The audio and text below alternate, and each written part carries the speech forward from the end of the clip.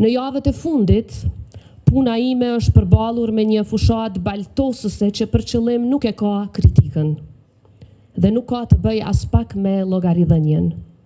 Është diçka tjetër, shumë më e ftohtë, e krejtësisht e qëllimshme. Është përpjekja për të zhveshur një njeri nga dinjiteti i tij njerëzor, për ta kthyer në objekt, për ta krahasuar me kafshët më të egra, për ta zëvendësuar të vërtetën me imazhe të manipuluara, gënjeshtra që përsëriten aq shumë derisa dikujt mund t'i duken të vërteta.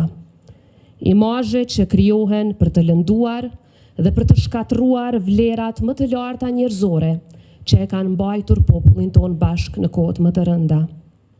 Fjalë që nuk synojnë debat, por shkatrim dhe eliminim.